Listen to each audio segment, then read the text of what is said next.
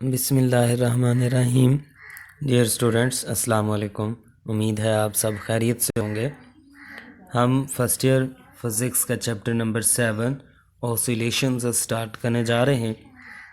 Oscillations का मतलब है वाइब्रेशंस, यानी ऑसिलेटरी मोशन, वाइब्रेटरी मोशन हम इसमें डिस्कस करेंगे। और हम चैप्टर नंबर 7 का जो टॉपिक पढ़ेंगे वो है simple harmonic motion and uniform circular motion. इन दोनों टॉपिक्स के दरमियान हमने सिमिलैरिटीज़ देखनी है। हमने देखना है कि एक पार्टिकल जो दायरे में हरकत कर रहा है उसका जो प्रोजेक्शन है उसकी मोशन सिंपल हार्मोनिक मोशन है। तो हमने ये आज का हमारा टॉपिक है। तो चलिए आइए आज हम टॉपिक्स। तो आज के टॉपिक में हम पहली जो बात पढ़ेंगे वो है सिंपल हार्मोनिक मोशन। तो सिंपल हार्मोनिक मोशन एक किस्म की वाइब्रेटरी मोशन ही होती है। पहले हम वाइब्रेटरी मोशन की तारीफ पढ़ते हैं।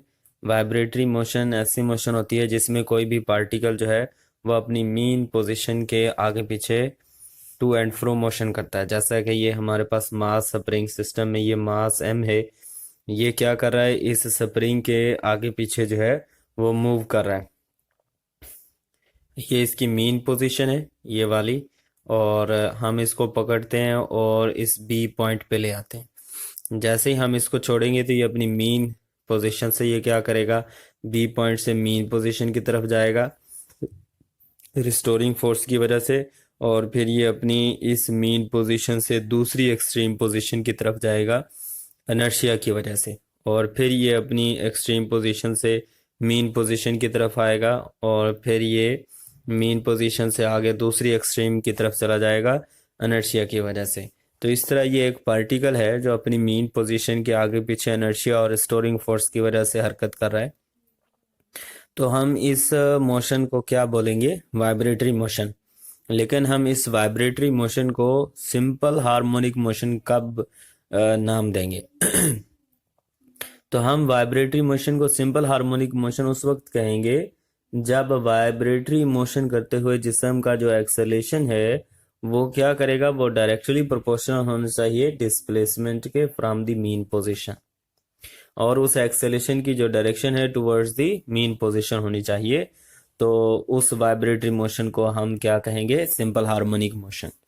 तो हमने इसमें सीखा है कि सिंपल हार्मोनिक मोशन किसको कहेंगे, ऐसी वाइब्रेटरी मोशन जिसमें पैदा होने वाला एक्सेलेरेशन बॉडी की डिस्प्लेसमेंट के डायरेक्टली प्रोपोर्शनल होना चाहिए, और उस एक्सेलेरेशन की direction towards the mean position होनी चाहिए। जैसे हम वो फार्मूला मैट्रिक क्लास में पढ़ के आए हैं कि E जो है वो डायरेक्टली प्रोपोर्शनल होता है -x के। x यहाँ पे डिस्प्लेसमेंट है और ये एक्सेलेरेशन है, और माइनस जो है वो शो कर रहा है एक्सेलेरेशन की direction towards the mean position होगी। और जो सिस्टम सिंपल हार्मोनिक मोशन कर रहा होता है उसमें ये तीन चीज़ें होनी चाहिए, इनर्शिया, रिस्टोरिंग फोर्स, और वो सिस्टम जो है वो फ्रिक्शनलेस होना चाहिए। तो ये वाइब्रेटरी मोशन करता हुआ जिस्म जो है वो सिंपल हार्मोनिक मोशन कहलाएगा। अब हम सर्कुलर मोशन की अगर हम बात करें, क्योंकि इस टॉपिक में हमने सर्कुलर मोशन के बारे में भी पढ़ना है, तो यहाँ पर हम देख सकते हैं एक पार्टिकल P जो है वो क्या कर रहा है, अपनी एक बाउंड्री, दायरा नुमा बाउंड्री के ऊपर हरकत कर रहा है। इसकी इस मोशन को जो है वो हम क्या नाम देंगे, इस मोशन को हम सर्कुलर मोशन का नाम देंगे, क्योंकि आप मैट्रिक क्लास में पढ़ के आए हैं कोई भी पार्टिकल जो दायरे की बाउंड्री पे हरकत करता है हम उसकी इस मोशन को क्या नाम देते हैं, सर्कुलर मोशन का नाम देते हैं। तो यहाँ पे मेन मकसद हमारा ये है कि ये जो हमारे पास मास स्प्रिंग सिस्टम है, ये वर्टिकली मास स्प्रिंग सिस्टम ये वाला, ये क्या कर रहेगा, ये अपनी मीन पोजीशन के आगे पीछे वाइब्रेटरी मोशन करता है। देखें ये मास m है, इसकी ये मीन पोजीशन है A, और ये यहाँ से जाएगा B पे एक्सट्रीम पोजीशन पे, और एक्सट्रीम पोजीशन इसको हमने नाम दिया हुआ है B, और फिर ये एक्सट्रीम A से जाएगा B पे, B से वापस आएगा A पर, और फिर ये A से जाएगा C पर, और C से दोबारा A पर। तो A से उसने चलना शुरू किया और दोबारा कहाँ पहुंच गया है, A पर। तो उसका एक साइकिल मुकम्मल हो गया है।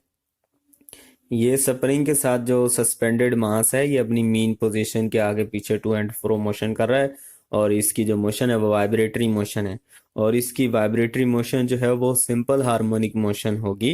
ये हम आगे जाके साबित करेंगे कि इसका जो एक्सेलेरेशन है वो डिस्प्लेसमेंट के डायरेक्टली प्रोपोर्शनल है। इसलिए जो है ना, ये मास स्प्रिंग सिस्टम की जो मोशन है वो सिंपल हार्मोनिक मोशन है। तो हमने साबित ये करना है कि ये जो पार्टिकल पी पार्टिकल ऐसे दायरे की बाउंड्री पे हरकत कर रहा है, इसके दायरे की बाउंड्री पर हरकत करने की वजह से इसका जो प्रोजेक्शन होगा, इसका जो साया होगा, वो क्या करेगा, इस डायमीटर के ऊपर ऐसे ऊपर नीचे टू एंड फ्रो मोशन करेगा। जैसे ये मास स्प्रिंग सिस्टम जो है ऊपर नीचे ऐसे टू एंड फ्रो मोशन करता है, ऐसे ही इसका जो प्रोजेक्शन है वो भी दायरे के डायमीटर के ऊपर ऐसे ऊपर नीचे टू एंड फ्रो मोशन करेगा। तो हमने दोनों को सिमिलर साबित करना है। तो देखें, अगर हम इस मास स्प्रिंग सिस्टम के साथ हमने ये एक पॉइंटर लगा दिया, ये जिसको हमने P1 का नाम दिया है, ये पॉइंटर जो है ना वो डायग्राम ड्रा करेगा। जब ये हरकत कर रहा होगा तो हम इसके जो नीचे जो है वो एक शीट रख देंगे और एक पॉइंटर जो है मास के साथ अटैच कर देंगे। तो जब ये टू एंड फ्रो मोशन करेगा तो ये बिल्कुल सेम ऐसी डायग्राम बनाएगा, ये जैसे ये साइन वेव बनी हुई है। तो हमने देखना ये है कि ये जो पी पार्टिकल जब दायरे की बाउंड्री पे हरकत करता है तो इसका जो प्रोजेक्शन है वो भी क्या करे, बिल्कुल सेम ऐसी ही डायग्राम बनाए। तो हम कह देंगे भी दोनों की मोशन जो है वो सेम मोशन है, दोनों की मोशन जो है वो सिंपल हार्मोनिक मोशन है। तो इसको हम थोड़ा सा देखते हैं। जब ये हमारा पी पॉइंट जो है ये O1 पोजीशन पे होगा, यानी स्टार्टिंग पॉइंट पे, यानी अभी कोई टाइम नहीं गुजरा होगा, तो ये जो प्रोजेक्शन होगा ना जिसको हमने एन पॉइंट से जाहिर किया हुआ, ये एन पॉइंट कहाँ पे होगा, मीन पोजीशन पे। तो जब ये पार्टिकल जैसे जैसे ऊपर की तरफ जाएगा डी की तरफ, वैसे वैसे हमारा प्रोजेक्शन भी ऊपर की तरफ जाएगा। जैसे ये पी पॉइंट पे पहुंचेगा, इस पॉइंट पे पहुंचेगा हमारा पार्टिकल पी, तो इसका प्रोजेक्शन कहाँ तक पहुंच चुका होगा, यहाँ से सीधी लाइन ड्रा करें तो इस जगह पर हमारा प्रोजेक्शन पहुंच चुका होगा, जिसको हमने एन का नाम दिया। अगर पी पार्टिकल यहाँ पहुंच चुका होगा तो प्रोजेक्शन जो है वो इस जगह पर पहुंच चुका होगा। जैसे ही हमारा जो पार्टिकल है वो डी पॉइंट पे पहुंचेगा तो हमारा जो प्रोजेक्शन है वो भी कहाँ पहुंच चुका होगा, वो भी इस डी पॉइंट पे पहुंच चुका होगा। जब पार्टिकल मैक्सिमम फासला तय करेगा तो प्रोजेक्शन भी क्या करेगा, मैक्सिमम फासला तय कर लेगा। फिर पार्टिकल डी पॉइंट से इस तरफ को आएगा तो प्रोजेक्शन भी डी से ओ की तरफ दोबारा मीन पोजीशन की तरफ आना शुरू कर देगा। तो इस तरह जब ये हमारा पार्टिकल इस पॉइंट पे पहुंचेगा तो प्रोजेक्शन हमारा दोबारा कहाँ पहुंच चुका होगा, मीन पोजीशन पर। तो फिर जब पार्टिकल इस पॉइंट से ई की तरफ आएगा तो हमारा जो प्रोजेक्शन होगा वो ओ से ई की तरफ मूव करना शुरू कर देगा। पार्टिकल ई से O1 की तरफ जाएगा तो प्रोजेक्शन ई से ओ की तरफ मूव करना शुरू कर देगा। तो इस तरह हम देखेंगे कि हमारा पार्टिकल जो है वो भी दायरे की बाउंड्री के ऊपर एक चक्कर मुकम्मल कर लेगा, और हमारा जो प्रोजेक्शन है वो भी डायमीटर के ऊपर ऐसे एक चक्कर मुकम्मल कर लेगा। तो अगर हम इस डायमीटर के ऊपर प्रोजेक्शन की मोशन को देखें तो ये बिल्कुल सेम ऐसे ही होगी जैसे ये हमारे पास जो है ये स्प्रिंग की जो मोशन होगी। अगर हम देखें टाइम टू जब ज़ीरो होगा तो हमारा जो पॉइंटर होगा, मास होगा, वो ए पॉइंट पे होगा। हमारा जो प्रोजेक्शन है वो ओ पॉइंट पे होगा। जो पार्टिकल है वो O1 पॉइंट पे होगा, और डायग्राम के ऊपर ये इस पॉइंट पे है, ये t इज इक्वल टू 0 पे। जब हमारा ये P1 पॉइंटर ये B पॉइंट पे पहुंचेगा तो पार्टिकल O1 से D पॉइंट पे पहुंच जाएगा। तो हमारा जो प्रोजेक्शन है वो भी कहाँ पहुंच जाएगा, D पे। तो साइन वेव शो करेगा इस पॉइंट को, ये जो 90 डिग्री पर हमारा पॉइंट है, ये पॉइंट आप दोनों को शो कर रहा है। यहाँ पर प्रोजेक्शन भी है और यहाँ पर हमारा जो है ना वो ये मास स्प्रिंग सिस्टम भी यहाँ तक पहुंच चुका है। तो जैसे ही हमारा जो मास स्प्रिंग सिस्टम है वो वापस क्या करेगा, बी से इस ए पॉइंट पे आएगा तो पार्टिकल भी डी से इस पॉइंट पे आ जाएगा। प्रोजेक्शन कहाँ पे आ जाएगा, डी से दोबारा ओ पे आ जाएगा।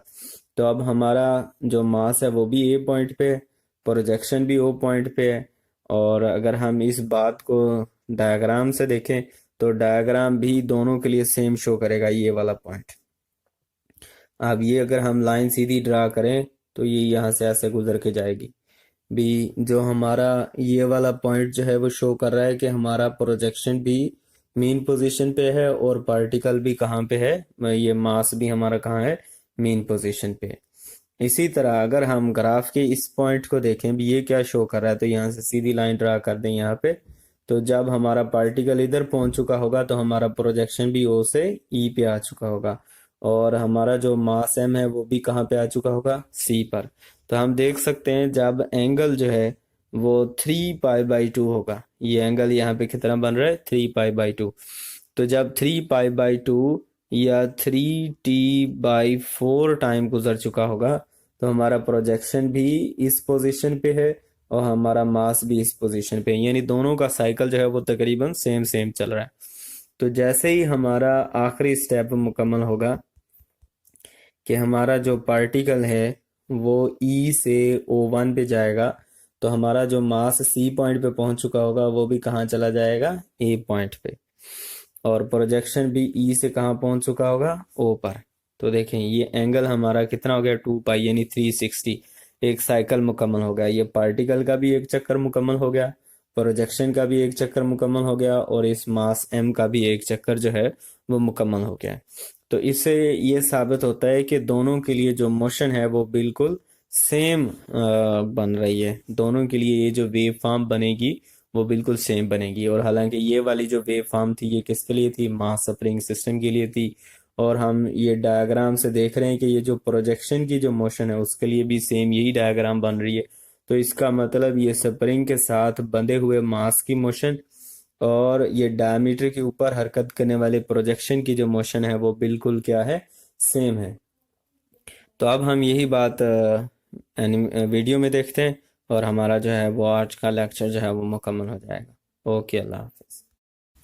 तो हम देख सकते हैं कि यहाँ पे एक पार्टिकल पी जो है वो दायरे की बाउंड्री के ऊपर हरकत कर रहा है, इसकी हम इस मोशन को जो है वो सर्कुलर मोशन का नाम देंगे। अब हमने देखना ये है कि इस जब ये पार्टिकल दायरे की बाउंड्री पे हरकत करेगा तो इसका जो प्रोजेक्शन है वो किस तरह हरकत करेगा और प्रोजेक्शन का जो आगे वेव फॉर्म है वो किस तरह बनेगी। तो ये हम देख सकते हैं ये पार्टिकल एक मूव कर रहा है, इसकी दायरे का जो रेडियस है वो हमने ए लिया है और यही जो है वो हमारे प्रोजेक्शन का एम्पलीट्यूड भी होगा। हमने बुक पे x0 लिखा हुआ है और यहाँ पे उसने ए ले लिया है। तो ये एक दायरे की बाउंड्री पे हरकत कर रहा है पार्टिकल, इसका प्रोजेक्शन हम देखते हैं। तो ये अगर हमने प्रोजेक्शन देखना होगा तो पी पॉइंट से सीधी लाइन ड्रा करेंगे डायमीटर के ऊपर। तो अब ये देखें ये जो प्रोजेक्शन है ये ऊपर नीचे मूव कर रहा है, ये जो येलो डॉट है ये उसका प्रोजेक्शन है जो डायमीटर के ऊपर नीचे मूव कर रहा है।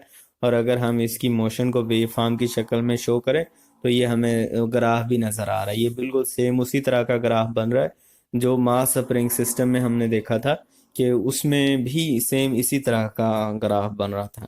तो इसका मतलब ये हुआ कि पार्टिकल जब दायरे की बाउंड्री पे हरकत करेगा तो उसका प्रोजेक्शन डायमीटर के ऊपर ऊपर नीचे टू एंड फ्रो मोशन करेगा और ये बिल्कुल सेम वही मोशन होगी जो मास स्प्रिंग सिस्टम जो है वो मोशन कर रहा होगा। नेक्स्ट हम ये इसके डिस्प्लेसमेंट के, इसकी वेलोसिटी और एक्सेलेरेशन के फार्मूले भी निकालेंगे। तो हम देखेंगे भी बिल्कुल सेम वही फार्मूले निकलते हैं जो मास स्प्रिंग सिस्टम के लिए निकलते हैं और वही फार्मूले जो है वो प्रोजेक्शन के लिए होते हैं।